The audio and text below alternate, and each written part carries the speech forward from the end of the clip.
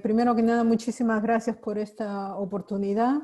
Veo que la mayoría de los participantes vienen del sector educativo. Encantado de participar y creo que para el sector salud no hay un socio más importante que aquellos que trabajan en el sector educativo. Ambos sectores somos importantes para la salud de los niños, para la salud de los adolescentes, para la salud de los adultos y los adultos mayores. Tenemos un rol que cumplir a lo largo de todo de la vida, de los diferentes periodos de la vida. Y a pesar de que estamos haciendo muchos intentos de trabajar juntos en forma coordinada y sinérgica, todavía nos falta hacer mucho. Y quizás esta es la oportunidad de avanzar mucho, con mucho más fuerza. Entonces, en este seminario virtual, yo voy a poner énfasis en dos cosas. Uno, es hacer una reflexión en conjunto sobre los efectos directos e indirectos que está teniendo esta epidemia sobre los niños, sobre sus familias, y hacer con ustedes una reflexión sobre lo que podemos hacer. Como ustedes saben, esta pandemia significa que estamos enfrentando a un nuevo virus que comenzó en China en diciembre de 2019. Cuando empezó, lo vimos como muy lejos, que quizás hasta que llegara iba a tardar. Esta reacción de primero no creer, de incredulidad, le fue pasando a todo el mundo, incluyendo a los gobiernos. Pero muy rápidamente nos dimos cuenta de que lo teníamos muy cerca y eso, como menciona Daniel, nos fue creando una sensación de incertidumbre, de mucho miedo, de ansiedad, de no saber qué va a pasar. Nos dimos cuenta de que todos somos susceptibles. El virus no distingue de fronteras, no distingue de nivel socioeconómico, no distingue de edades, de sexo, de razas, y eso aumenta mucho más el miedo y la incertidumbre. La respuesta que tuvieron los gobiernos fue múltiple, pero muy acentuada en la respuesta de salud pública. Todos los días escuchamos cómo nos dicen que los que tengan síntomas tienen que tener sus pruebas de laboratorio, nos hablan sobre la higiene, la etiqueta para toser y estornudar, y esto a lo cual no nos habíamos enfrentado antes. La separación física, la cerrada de fronteras, la cerrada de las fuentes de trabajo, de las escuelas, de los centros de cuidado infantil, la suspensión de muchos servicios porque teníamos que alejarnos físicamente para poder controlar la transmisión de este virus. Y el objetivo de esta respuesta de salud pública era precisamente tratar de hacer de que menos personas sean infectadas. Ya sabíamos que muchos van a tener síntomas que se pueden manejar en casa, pero también sabíamos de que hay un buen porcentaje, alrededor del 20%, que van a necesitar hospitalización. Muchos de ellos van a adquirir una situación crítica y la mortalidad era preocupantemente alta. Esa es la razón que está en la base de la respuesta de salud pública y es donde todos los gobiernos han puesto prácticamente todo su esfuerzo desde el inicio. Pero conforme esto fue avanzando, nos dimos cuenta de los resultados y los gobiernos están avanzando en tratar de mitigar de alguna manera las consecuencias económicas. Los efectos que cada uno de nosotros está viviendo en su familia es común para todos. Yo creo que solamente tenemos que preguntarnos cómo era nuestra vida hace 2 meses. Y hace 2 meses nunca nos hubiéramos imaginado que íbamos a estar en la situación en la que estamos ahora. En todos los aspectos de esta pandemia nos ha afectado en todos y cada uno de los aspectos de nuestra vida. Y los niños están siendo afectados de una manera muy particular. Cuando vemos las noticias, todos los días nos cuentan cuántos casos hay, cuántas muertes hay. Y cuando uno escucha las noticias, uno definitivamente llega a la conclusión que la cara de esta epidemia no tiene cara de niño. Si uno se enfoca en los casos, uno dice, bueno, sí, pocos casos detectados o hospitalizados ocurren en los niños menores de 18 años o de 20 años según el punto de corte que usan los países. Alrededor de 2%, 1, 2%, en Chile 6% de todos los casos encontrados suceden en los menores, en los niños de 0 a 19 años. Entonces, cuando uno mira esto, que eso es lo que uno mira en las noticias todos los días, es lo que los presidentes nos están contando todos los días, pareciera de que a los niños esta epidemia no los está afectando. Sin embargo, sabemos que si miramos la otra cara de la moneda, las consecuencias indirectas de la epidemia, más allá de los casos que se mueren o que se contagian, los más afectados son los niños. Y esta es una epidemia todavía invisible, y esa es la responsabilidad de todos los que trabajamos con familias y de niños, de hacerla visible. Tenemos que cambiarla y empezar a poner este tema en cada una de las plataformas o escenarios donde participemos. Y los niños la vida de los niños se ha trastocado totalmente porque sus padres están con altos niveles de estrés, porque han perdido el trabajo, o porque no saben qué pasará con el trabajo, o porque están trabajando en casa, además de hacer lo que los profesores antes hacían, además de tener que preocuparse por todas las cosas que hay que hacer en la casa. O los padres están con altos niveles de estrés, porque a pesar de que ellos quisieran no ir a trabajar, porque no quieren exponerse al virus, lo tienen que hacer. Es el caso de los policías, es el caso de los médicos, las enfermeras, el personal de salud, aquellos que nos venden nuestra comida, aquellos que aseguran que tengamos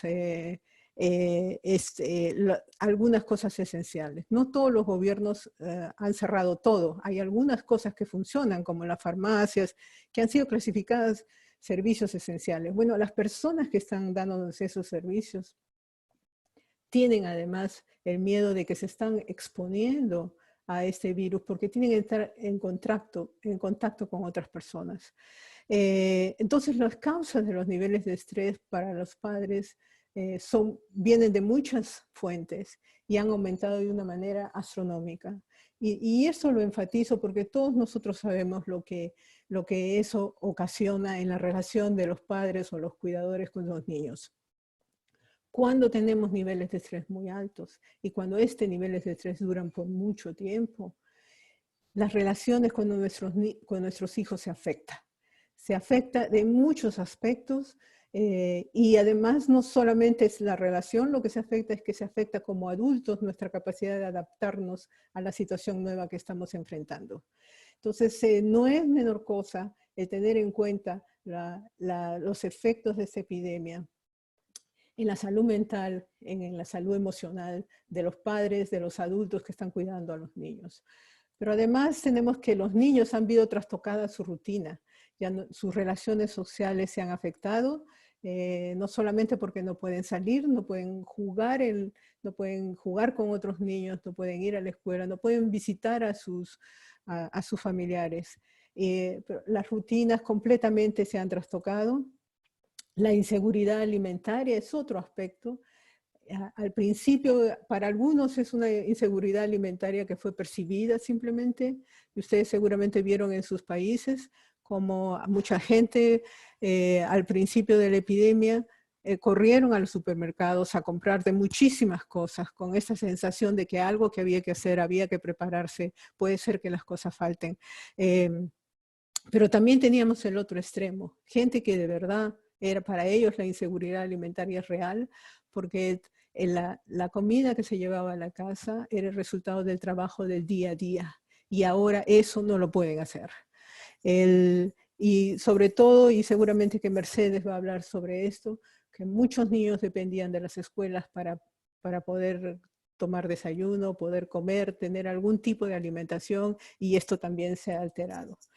La participación en las escuelas, creo que en este momento, entre muchas de las enseñanzas que nos está dando la epidemia, es la importancia y los múltiples beneficios de la escuela. Todos los que trabajan en educación, esto siempre lo supieron, pero ahora para todos está siendo evidente de que la escuela no solamente nos da contenido educativo, sino que nos da la alimentación, hay adultos que le dan soporte a los niños y la escuela es también el refugio de muchos niños, donde en la casa lo que encuentran es violencia o caos o simplemente negligencia.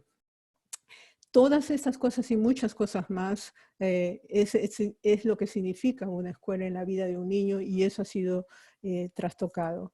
En los aspectos de género no nos podemos olvidar en esta epidemia y nunca antes ha sido tan visible como ahora.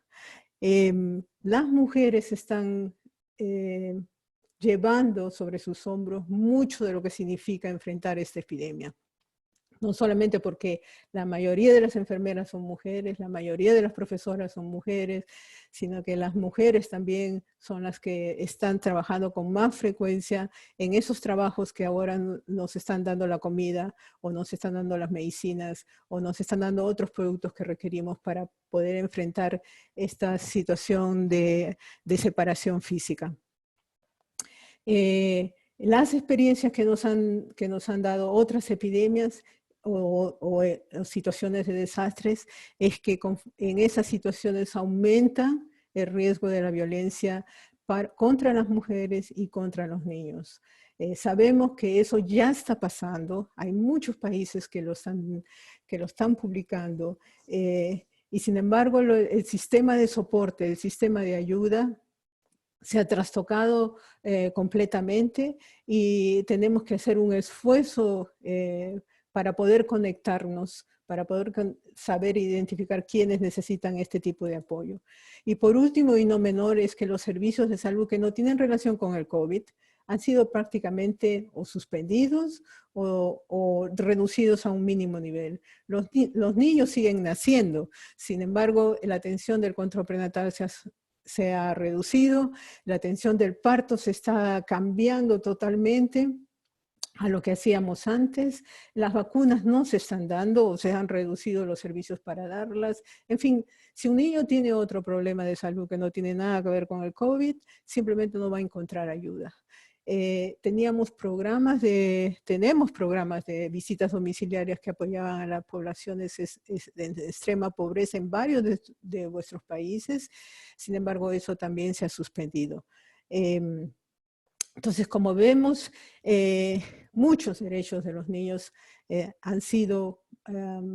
están viendo afectados por la epidemia, a pesar de que sabemos que los derechos humanos no van a cuarentena. Los derechos humanos no se suspenden porque hay un desastre o una epidemia. Los derechos de los niños no deberían de dejarse olvidarse, deberían de tomarse en cuenta.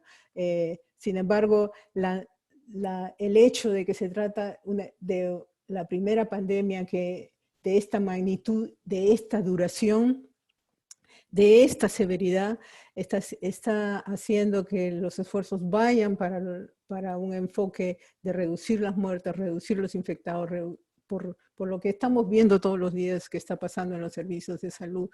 Pero creo que si juntamos los esfuerzos podemos hacer un llamado para que otros aspectos también sean tomados en cuenta.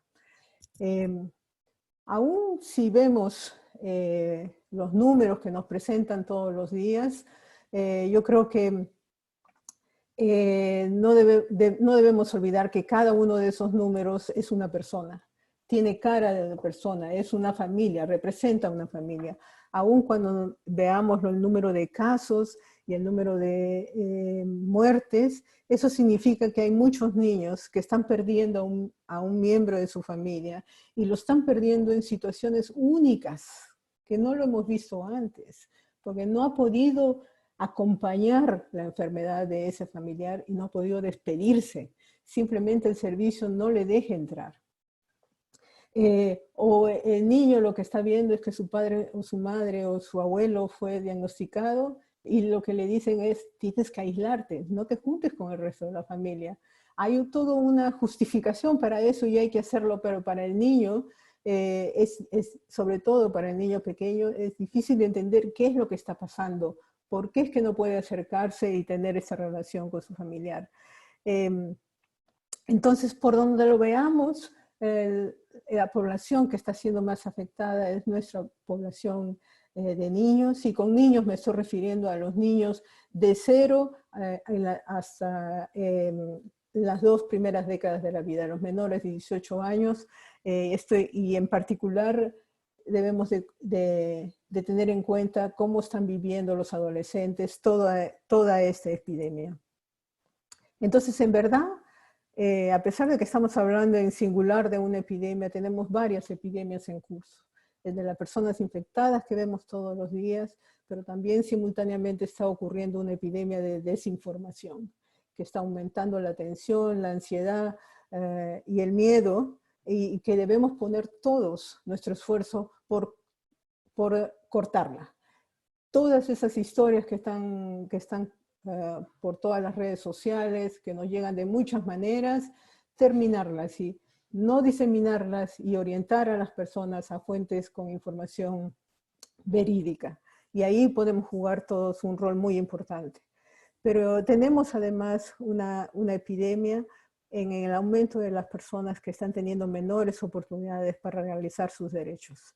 Su derecho a la salud física, mental, que es una de las que está siendo más afectadas, pero también el derecho a la educación, al trabajo digno, a la vida libre de violencia, entre otros. Y la cuarta epidemia que estamos viviendo es la epidemia del incremento de las inequidades. Estas dos cosas ya venían sucediendo antes de la epidemia. Ya sabíamos que teníamos todavía una cuenta pendiente porque tenían muchas personas que no podían realizar sus derechos y teníamos muchas inequidades todavía en muchas dimensiones de la vida de las personas.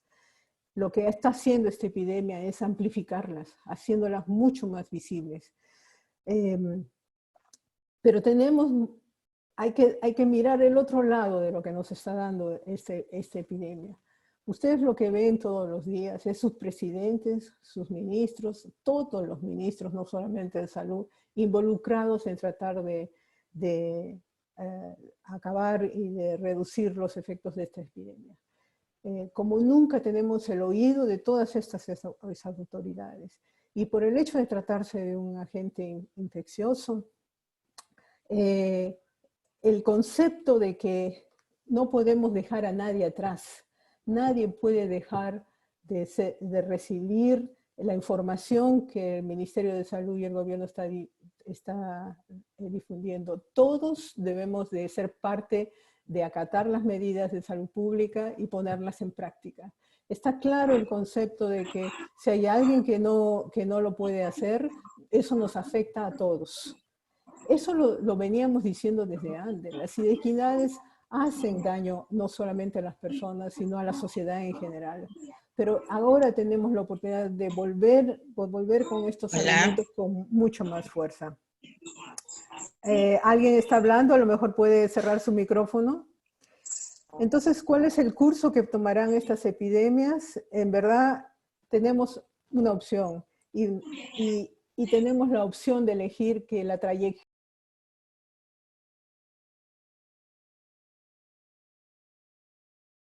Tenemos mucha información. Ustedes saben que los niños, para alcanzar su máximo, su potencial de desarrollo y ser buenos ciudadanos y contribuir a sus familias, a sus comunidades, requieren al menos estas 5 cosas: salud, nutrición, protección, seguridad, oportunidades para aprender y una relación con adultos, una relación positiva, en la que el adulto y el niño se conectan a nivel emocional y a nivel social. Sabemos que todas estas cosas necesitan, y para ponerla en práctica, muchos países ya tenían programas en las que ponían muchas intervenciones y trataban de muchas maneras de llegar a las familias, sobre todo aquellas que están viviendo en pobreza o extrema pobreza, con una diversidad de intervenciones. Muchos de nuestros países ya tienen programas dedicados a la primera infancia. Eso quiere decir que tenemos gente en los países en la que este conocimiento ya está muy bien asentado. Ya tenemos algunas herramientas, tenemos algunas estrategias. Lo que tenemos que hacer ahora es agarrar toda esta experiencia y adaptarla a esta nueva situación. Esta nueva realidad va a estar con nosotros muchos meses más. Tenemos que tratar de aprovechar lo que ya existe y y adaptarla a esta nueva manera de estudiar, esta nueva manera de entregar servicios de salud, esta nueva manera de entregar contenidos educativos, de protegernos, de dar oportunidades a los niños para aprender y de establecer buenas relaciones positivas. Entonces, ¿qué hacer? Para todos ustedes que trabajan directamente con niños y con sus familias, el momento es de utilizar la experiencia, conocimiento que hemos acumulado a lo largo del tiempo para poder ser creativos e innovar y pensar en formas rápidas de llegar a las familias y de llegar en forma efectiva, de llegar a aquellos que están en mayor riesgo y que podamos hacer que aquello que vamos haciendo se acerque a ese enfoque holístico con el cual queremos beneficiar a los niños y a sus familias. Hay muchas cosas que hemos aprendido del pasado, construyamos sobre eso.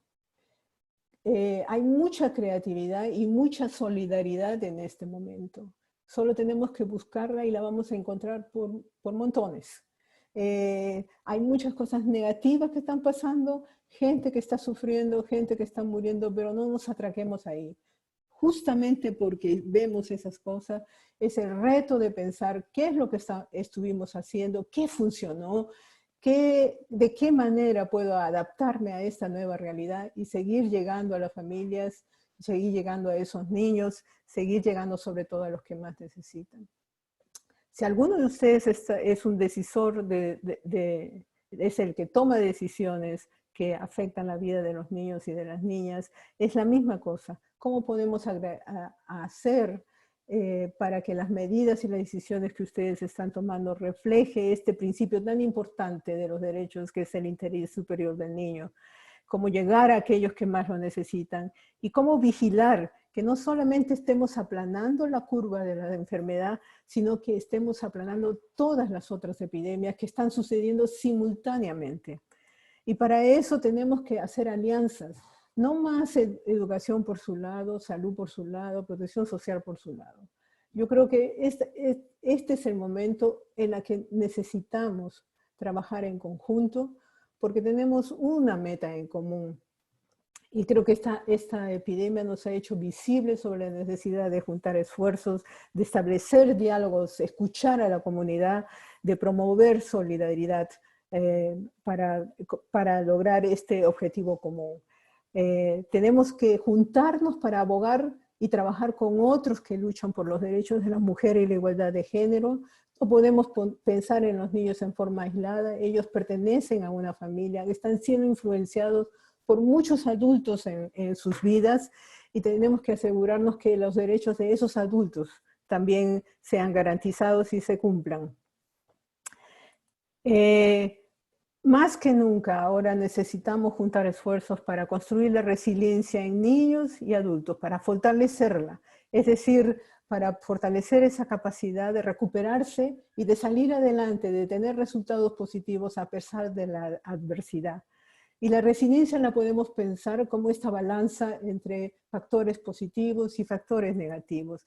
En este momento la pandemia nos está poniendo mucho por el lado de los factores de la adversidad, pero cada uno de nosotros puede definir muchas cosas que puede ponerle peso a los factores positivos para ayudar que los niños puedan tener un desarrollo adecuado, puedan tener un buen desempeño en muchas dimensiones de su desarrollo, tanto emocional, cognitivo, físico, mental, y que a pesar de que estemos en toda esta crisis y en esta situación que está afectando la vida en tantas dimensiones, ustedes ya han hecho muchas cosas que ponen en contacto a las familias con otros, para poder compartir experiencias, emociones, sentimientos, pero también ustedes hablan mucho de la importancia del juego, de la interacción, de leer cuentos, de jugar,